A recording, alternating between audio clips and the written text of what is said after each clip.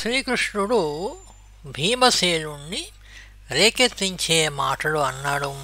ఆ తర్వాత భీమసేనుడు, నువ్వు అర్జునుడు బాగా పెద్ద మగసిరి గలవారు, యుద్ధంలో నేను ఒక్కొక్కరిని ఓడగొడుతుంటే నా గదకు మీరే ఉత్సవాలు చేస్తారు అని అన్నాడు. భీముడు ఇట్లా అన్నాక శ్రీకృష్ణుడు ఏమంటున్నాడంటే, వాయునందన, నీవు చెప్పిన దానికంటే ఎక్కువగానే చేస్తావు. నీవు గొప్ప వీరుడివి. నిన్ను తెప్పగా చేసుకొని కడగళ్లకు భయపడకుండా మేము దుఃఖమనే సముద్రాలు ఈది గట్టెక్కినాము. ఇప్పుడు ఏర్పడిన సంకటం తొలగించి మమ్ము సుఖపెట్టవలసింది నువ్వే కదా నాయనా అని అన్నాడు. అని శ్రీకృష్ణుడు ఏమంటున్నాడంటే, అని విని దేవకీ తనయుడాతనికిట్లను చెప్పినంత కంటెను మిగులగా చేయుదు కడింది మగండవు నిన్ను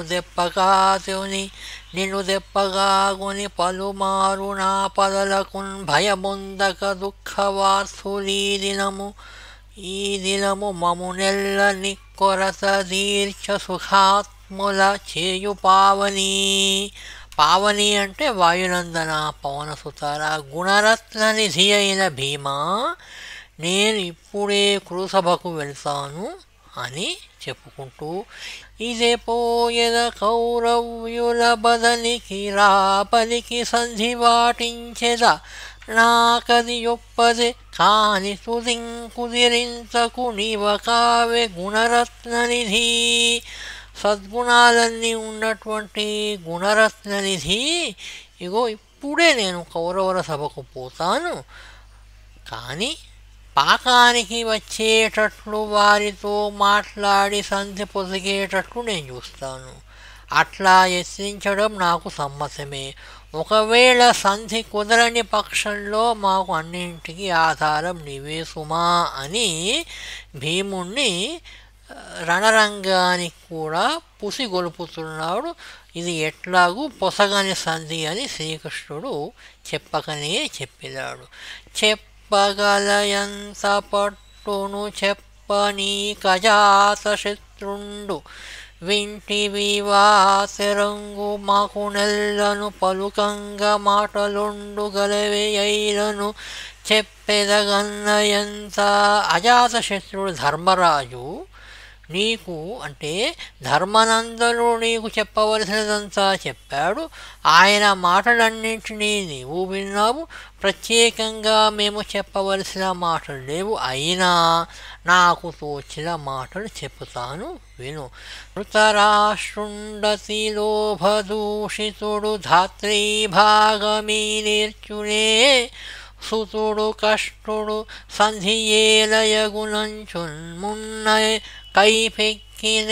కైపెక్కినట్టి తలంపొచ్చుత నీకు గలిగినది గాంధీవంబు దివ్యాస్త్ర సంతతియుం పెట్టిన ఎట్లయుండ మము చింతబాపరాదో కదే. ఓ శ్రీకృష్ణ, అచ్యుత అంటే ఓ శ్రీకృష్ణ, ధృతరాష్ట్ర మహారాజు ఏమి చెప్పినా పరమ దురాశ పరుడు. అతడు మాకు రాజ్యభాగం ఇవ్వటానికి అంగీకరింపడు. అతడి కొడుకు కూడా మిక్కిలి కర్కశుడు. మరి సంధి కుదరటం అసంభవమని ముందుగానే నీకు సందేహం కలిగింది.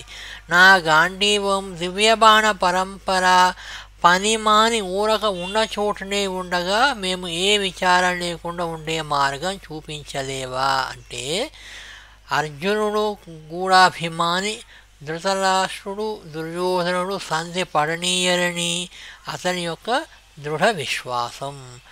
నీను నరింపూనిన పనింగనులోదర కీడు పుట్టునే కావని నట్లయుండియబుగార్యములట్లగుటం ప్రయత్నం సంభావన శిత పౌరుషము పద్ధతి తత్పల సిద్ధి వందుచో దైవము దోట్పడన్ వలయు తథ్యము రెండును నీ వినోదముల్.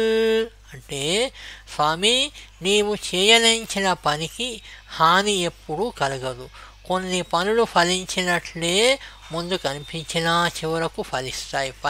అంటే ఫలించినట్లు అనిపించినా ముందు ఫలిస్తాయి. కాబట్టి కార్యానికి పూనుకొనటం పురుష లక్షణం, కార్యఫలం తనకు సమకూరటంలో దైవ సహాయం అవసరం కనుక పురుషయత్నం, దైవానుకూల్యం, కార్యం అనుకూలించకపోవడం రెండూ కూడా మీ సంకల్పానికి లోబడి ఉంటాయి అని తాత్పర్యం.